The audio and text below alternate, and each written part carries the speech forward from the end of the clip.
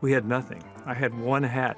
If I lost that hat, it was a goner. There was no way to match up to anything else. So what I did is I took my wardrobe home at night. I took it back to the hotel. I took the hat and the poncho, which we only have one of. The stuff that I brought over had triplicate, but the stuff we bought over there, we didn't. He was the silent gunslinger who redefined cool. But there's something about the good, the bad, and the ugly that Clint Eastwood has never told you. Behind the stairs, the cigar, and that iconic poncho lies a truth that fans have missed for decades. How did this low-budget spaghetti western turn into a genre-defining classic? And what surprising truth has Eastwood finally admitted, shattering myths and correcting headlines? Is it true that a recent explosive interview with Eastwood was completely fake? What's the real story behind the legendary film's most misunderstood character? Get ready to discover the long-buried facts, the hidden creative tensions, and Eastwood's sharp response to a media storm he never asked for.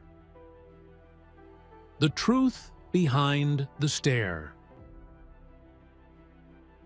When most people think of the good, the bad, and the ugly, one image comes to mind: Clint Eastwood's squint, that steely, silent gaze beneath the brim of a dusty hat. It's become one of the most iconic visuals in film history, so much so that it's hard to separate Eastwood, the man, from Blondie, the character. But few fans know the truth behind that look. It wasn't just acting. It wasn't carefully rehearsed. It was survival. During the grueling shoot in the arid plains of Spain, where temperatures soared and the sun beat down relentlessly, Eastwood found himself constantly squinting out of necessity. With no access to modern lighting shields or digital filters, the intense sunlight made wide-eyed acting impossible. Director Sergio Leone loved the look and encouraged Clint to embrace it. Over time, the squint became part of the character's mystique. It wasn't about what Blondie said, it was about what he didn't say. And that look, carved into stone, spoke volumes. It is just the opposite surprising that there is no dialogue in the script, as it does not have any. In fact, very early drafts of the script had few lines for the man with no name. For Leone, action and atmosphere told the story better than words. Eastwood agreed to some extent, but not without calling for cutting superfluous lines and allowing silence where others would monologue. "The less he says," said Eastwood, "the more dangerous he feels." Creatively speaking, this decision was arrived at after considerable soul-searching. Eastwood and Leone's opinions on tone and characterization were completely divergent. Clint wanted Blondie to have a sense of justice, even if buried under a thick layer of cynicism. Leone followed the opposite line of reasoning: fatalism. Everyone in his world was morally compromised to some degree. The tension between these opposing visions forged something weird: a hero figure who wasn't really a hero, but the best one in a world of villains. Clint later revealed that he had deep misgivings about the difficult shooting. The budget was thin, production was frequently chaotic, and communication between the Italian crew and American cast was, at best, exasperating. But Leone was a genius of composition, and Clint knew it. So he drew on the discomfort, which began to seep into the character of Blondie: stoic, adaptable, always watching. And with that, the duel commenced. One of the most oft-quoted scenes in cinematic history features the last three-man standoff. What most fans do not know is that Eastwood's final expression, his legendary stare punctuated by the camera's increasing closeness, was completely ad-libbed. Leone did not direct it. He merely let the camera run.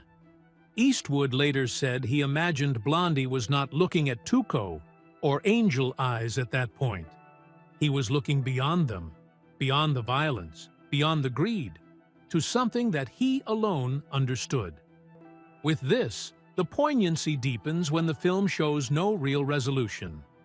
Blondie walks off alone. No medals, no words, no reward.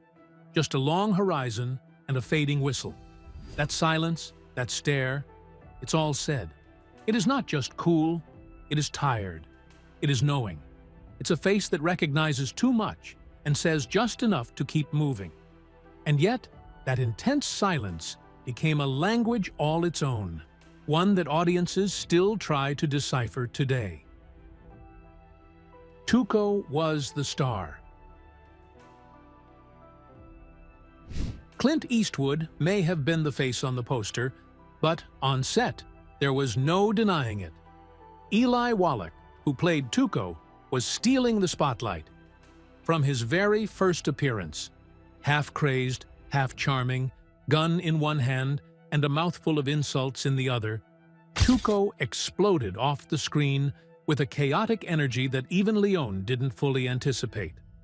What began as a secondary role quickly grew into something much bigger, and no one noticed it happening more than Clint Eastwood himself. According to many behind-the-scenes reports, Eastwood perceived Wallach's electrifying acting performance almost immediately. Eastwood encompassed containment and calculation, while he was noise, messiness, and color. Tuco was that unpredictable character, funny, and even in rare cases, sympathetic, which gave the film much of its emotional depth outside of classic Western archetypes.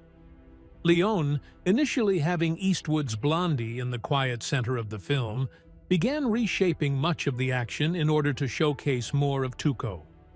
That was a subtle hint, but it changed the whole tone of the movie. At times during shooting, Eastwood felt that he might have been eclipsed.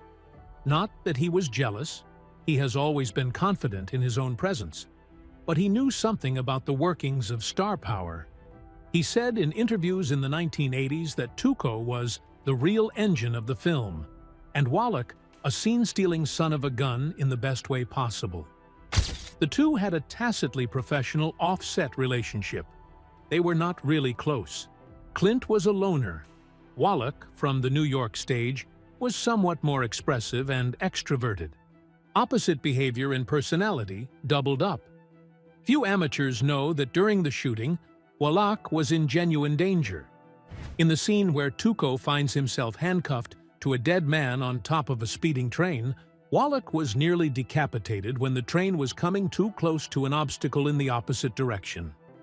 There had been no stunt double, and no safety fellow appeared to spot that one. Wallach managed to duck just in time. Another incident that occurred was when he drank out of a bottle inadvertently filled with acid. Somehow, he survived that episode, which he later laughed at as part of Leone's set madness.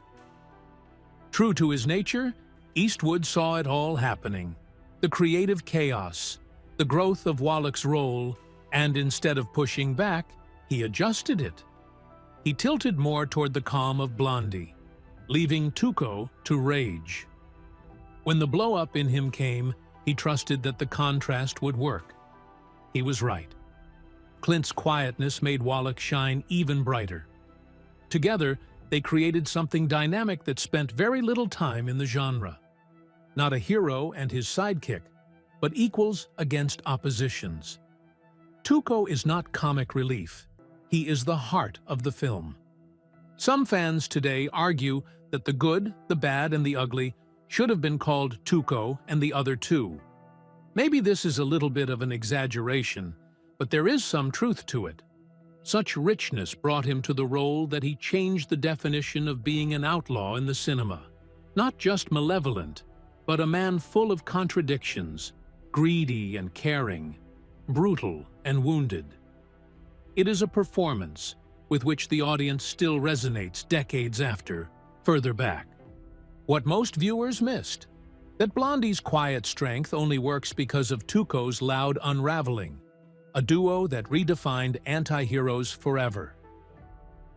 The fake interview scandal. In May 2025, the cinematic world found itself caught in a web of misinformation, when a Vienna-based newspaper, Courier, published what it claimed was an exclusive, no-holds-barred interview with Clint Eastwood. The so-called interview featured the legendary actor-director taking aim at Hollywood sequels, modern cinema, and the state of storytelling, comments that, if true, would have sent shockwaves through the industry. The headlines were sensational. The quotes felt pointed. And for a brief moment, fans and critics alike believed Eastwood had finally broken his silence about the direction of the modern film industry. There was just one problem. He never said any of it. Clint Eastwood, now 95, issued a rare and swift response, labeling the entire piece as phony. The quotes, tone, and timing, none of it had come from him. His representatives backed up his statement with firm denials, stating clearly that he had not spoken to Courier or any of its journalists in years. It wasn't just a case of misquoting. This was a case of recycling, cut and pasting old remarks from past press conferences and film junkets, rearranged to create the illusion of a brand new, exclusive interview. The scandal became even bigger when Courier finally had to admit the truth. The piece, written by journalist Elizabeth Sarita, mocked up what was said by Eastwood in various works over the years, sometimes over a decade ago, and represented those as comments made anew. Almost immediately, the paper retracted the article, apologized, and severed ties with Sarita. In a public statement, Courier pledged to improve its editorial scrutiny, yet by then the deed had already been committed.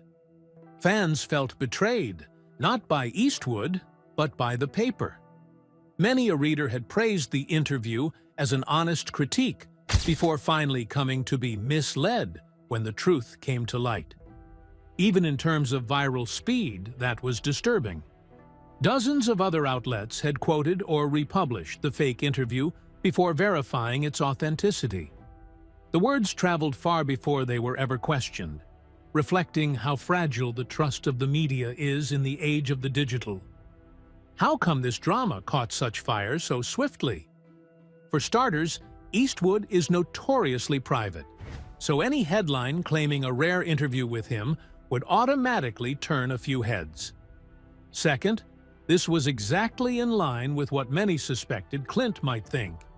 His distaste for remakes, CGI-laden blockbusters, and a whole roster of yarn-spinning franchises has long been a matter of public record. This time, it made it sound fresh, as if Clint had finally had enough and was calling Hollywood out from the shadows. In fact, Clint Eastwood himself has never been much except measured in that regard. I mean, he's always said that he's skeptical about modern trends in filmmaking. He has never been an incendiary type of guy. He usually makes thoughtful comments, at times dry, rarely directed at the individual or studio. That's what made this particular scandal so very strange and jarring out of character. Nobody may seem to ignore the truth finally revealed, but even echoes of the fake interview linger. Now, there are endless arguments online about the current state of cinema, about aging legends, about whether the legacy left by Eastwood should cover the right to speak bluntly, even if it ruffles feathers. Ironically, the scandal reinforced how much people regard Clint's voice and perspective. These would be fake quotes that had flown through the years, but they evoked something real, that Eastwood has something to say even before he speaks. Through this, Eastwood went steady. A one-time firm statement he denied, then continued what he really knew best, filmmaking. He was already neck-deep in directing Juror Number 2 when the storm broke, doing the part he took offer with the same concentration and grit, synonymous with his earliest roles. Dust may have settled, but lessons remain. With media moving faster and attention spans waning, thus Eastwood's placid, slow-burn authenticity grows in value. It is not the first time, however, that he has taken back control of his own narrative. Indeed, it has been a lifetime based on what he has chosen to say or not say. But the damage had been done. Media outlets worldwide spread the fake quotes like wildfire, fueling debate and confusion among fans. Clint's real thoughts on Hollywood. For decades, Clint Eastwood has been a figure of stoic strength, on screen and behind the camera. He rarely gives interviews, almost never courts controversy, and when he speaks about the state of film, it's with the weight of someone who has seen Hollywood change from the inside out. Yet, amid the frenzy of the fake Courier interview, many forgot that Eastwood has actually spoken candidly, though infrequently, about modern cinema. And when he does, his words cut through the noise not with bitterness, but with clarity. Contrary to the viral misquotes, Eastwood is not on a warpath against the entire industry. He doesn't loathe modern movies or despise all franchises. What he does reject, however, is excess, bloated budgets, overuse of CGI, and stories that lack human connection. In a real interview with the New York Times from years earlier, Eastwood said, "If the story's good, you don't need to blow everything up. Let the characters breathe." It's a sentiment he's lived by for most of his directing career. Take Gran Torino, Million Dollar Baby, or Mystic River. None of them relied on digital spectacle. Instead, they were rooted in character, dialogue, and quiet intensity. That's where Clint believes film still shines. He once described cinema as the art of restraint. And it's clear that what frustrates him isn't innovation. It's a loss of emotional depth in the race for franchise profits. Eastwood's directorial style has often been characterized as rigorous. He seldom permits retakes and usually uses lean crews. This has resulted in Eastwood being able to stage his scenes in very few takes, usually one or two. He surprises actors with the speed of his productions, in stark contrast to the protracted, overblown productions that characterize many of today's blockbusters. For him, efficiency is not just a style. It's also a way of keeping it real. "If you overdo it, you lose the moment," he stated in 2019 to Variety. When he complains, it is rather about a philosophical alteration in Hollywood, from risk to ensure obedience and safety. He has seen studios move toward reboots and sequels, but he does not discount all current sightings. He commended Joker for its audacity, while this very past week he referred to Nolan as a guy who actually still takes risks. Eastwood is not hostile to the new, he is affronted by the unremarkable. Behind that squinted look lies a filmmaker who, despite the years, still respects the power of storytelling. He still fights for fresh talent, working with new generation writers, composers, and actors. His last film, Juror Number 2, is a case in point. Courtroom drama, but no superheroes, no explosions, no nostalgia baits, just raw human tension. That is Eastwood's movie.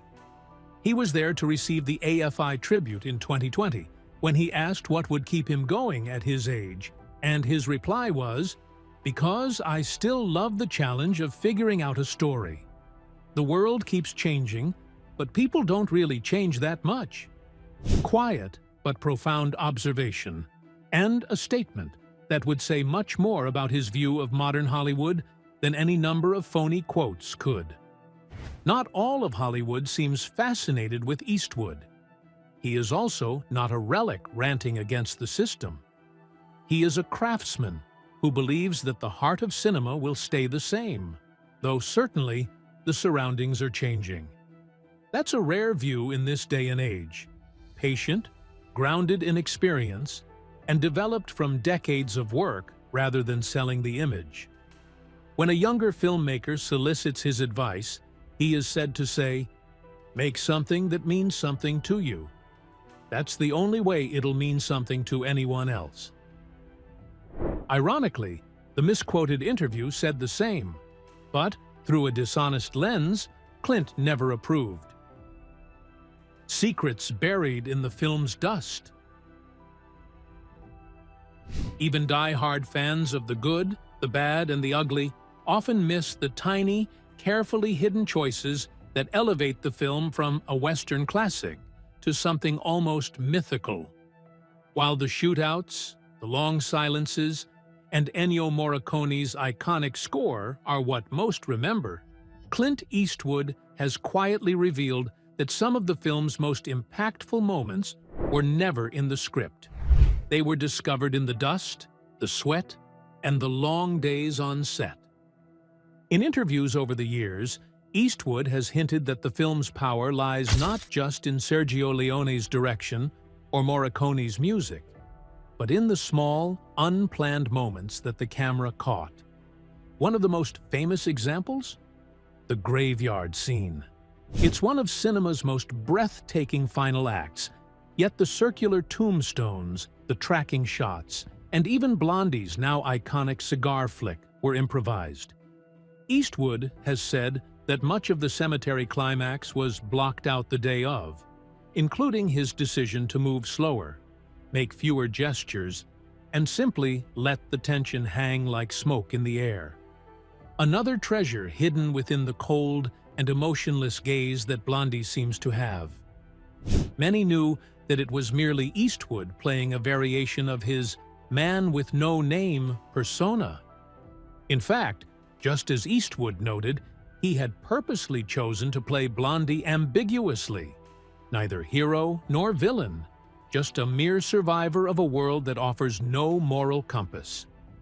He doesn't need to explain himself. That's the point.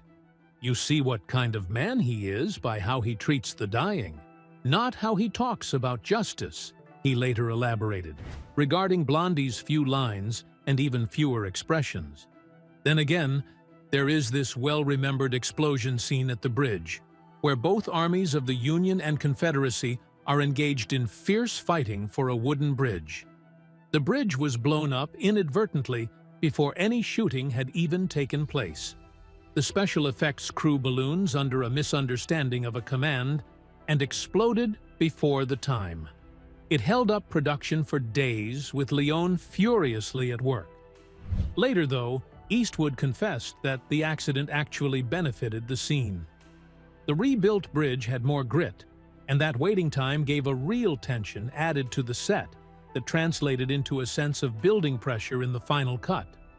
Sometimes chaos makes the art real.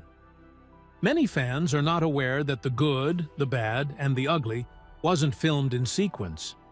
Eastwood shot some of the final scenes right in the thick of the shooting schedule, making it a little strange emotionally, as he would have to go backwards, playing a character that hadn't yet lived through events the audience hasn't seen. It is a performance subtlety that passes mostly unnoticed, but adds rich complexity to the role. You play the moment as truthfully as you can, even if it hasn't happened yet in the story, he said once in a retrospective. Even the costumes for the movie seem to tell their own peculiar stories. Eastwood wore the same poncho in all 3 Dollars Trilogy films, and he never washed it, not once. He purposely kept it filthy and damaged for the sake of keeping the continuity and authenticity intact. The look of weathered distress was not a product of the costume department, but of Clint's instinct weighing against the willingness of the audience to accept anything that seemed phony, even unconsciously. And decades later, fans still debate what he was thinking in that moment, a mystery Clint refuses to explain. Why the film almost fell apart. For all its polish, grit, and cinematic glory, the good, the bad, and the ugly was on the verge of collapse more than once during production. While audiences today marvel at its scale and artistry, few know just how close the film came to imploding. From budget overruns to behind-the-scenes tension, even serious physical danger. Clint Eastwood himself has openly reflected on how chaotic the production truly was. Shot primarily in Spain's Tabernas Desert and various locations across Andalusia, the film was plagued by logistical nightmares. Eastwood once noted that there was no such thing as safety standards on Leone's sets. And he wasn't exaggerating. In one of the most jaw-dropping stories, a stunt involving a train and Tuco, played by Eli Wallach, nearly turned fatal. Wallach's character had his hands tied behind his back and was supposed to duck his head as a train whizzed by, severing the chains. The timing was off by mere inches. Had Wallach lifted his head even slightly, he would have been decapitated on camera. The mismanagement did not end here. The historic bridge explosion scene, which contained one of the most expensive shots of the movie, fell prey to another miscommunication between the director and demolition team, resulting in a premature explosion of the bridge without rolling on cameras. Clint Eastwood was the angriest. Leone, equally angry, insisted on rebuilding the bridge from scratch, further delaying the production and adding pressure to an already scant budget. Delaying the rebuild of the bridge was more than just a drain on the schedule. It cost the production thousands of dollars and almost canceled the shoot. Ironically, however, the delay allowed the actors and crew a chance to regroup for a moment. Eastwood confessed the pandemonium had injected much-needed tension into the scene, enhancing the final product's authenticity. Then came the cultural and linguistic barriers. Director Sergio Leone spoke practically no English. Clint Eastwood spoke no Italian. The two actors relied heavily on translators, creating a host of creative misunderstandings. For example, Leone sometimes directed actors with grand, operatic gestures that confused Eastwood because he preferred quiet, naturalistic performances.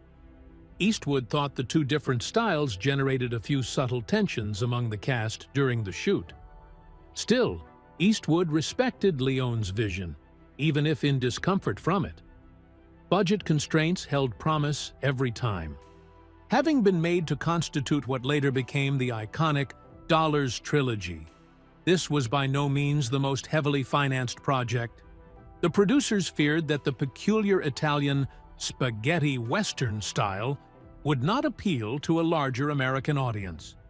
United Artists purchased the rights to foreign distribution for the film only after previewing seemingly promising early footage.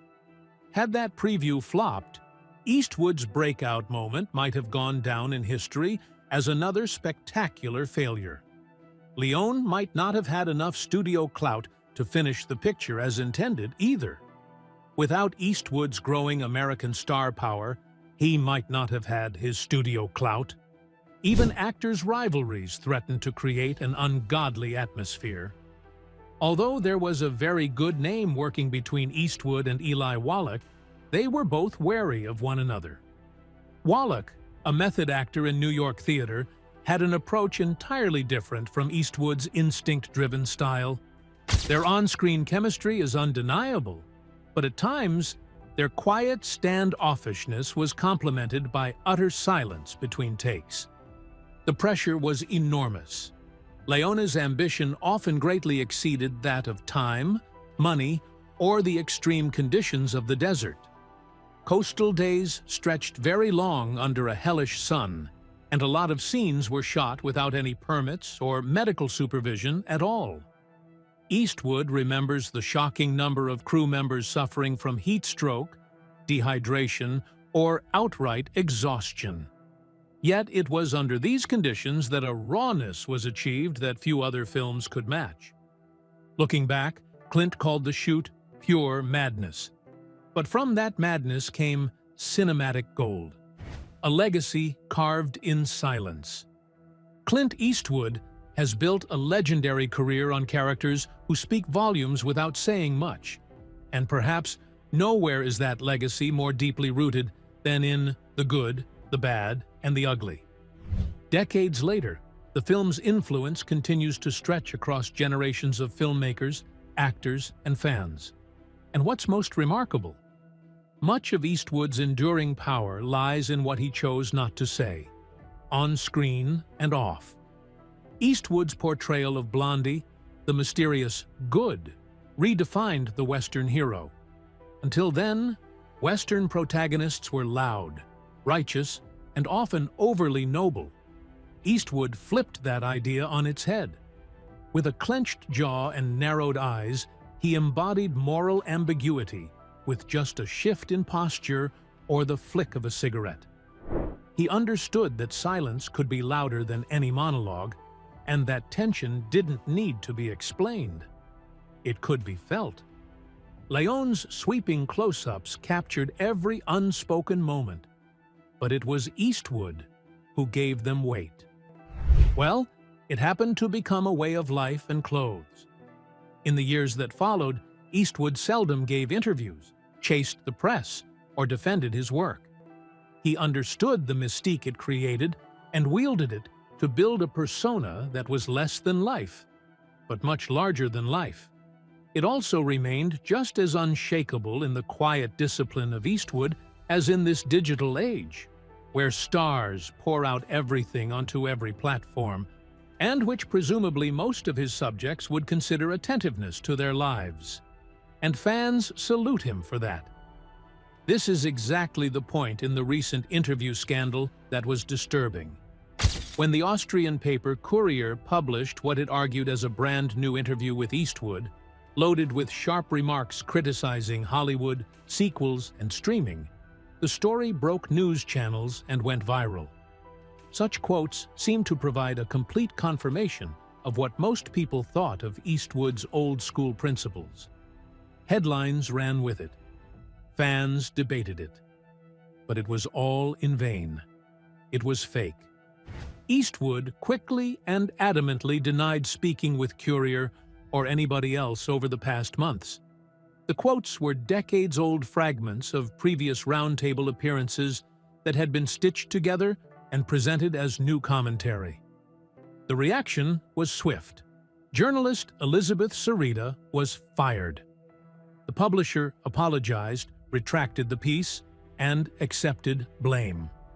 For Eastwood, correcting the record wasn't just a matter of the truth. It was about preserving something sacred to him, his own voice. In a tragic twist, the forged interview went viral partly because it had a ring of truth to it. For the most part, because it was the sort of thing he might have actually said. The unfortunate price of being an icon is when people come to believe they can speak for you. But, really, Eastwood has never abided by such. He has always known the difference between what people want to hear and what is worth saying. He is far more understated than most would assume, given the interviews he has participated in over the years, having expressed his views on modern Hollywood.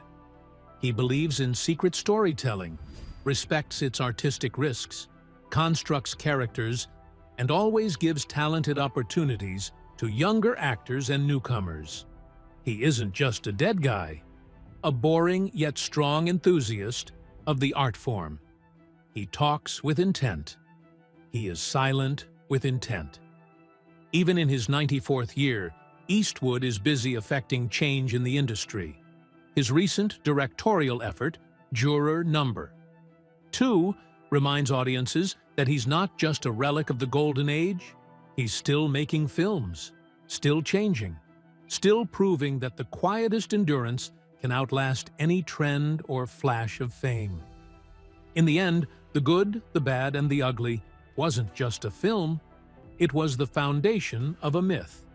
And Clint Eastwood, by choosing when and how to break the silence, ensured that myth would last. He didn't just play the quiet cowboy, he became him. And in doing so, he wrote a legacy that, like his character, doesn't need to raise its voice to command the room. If you saw the film one way before, you might see it differently now. What did you miss the first time around? Drop your thoughts in the comments, like, subscribe, and check out our next deep dive on screen legends who shaped cinema forever. See you there.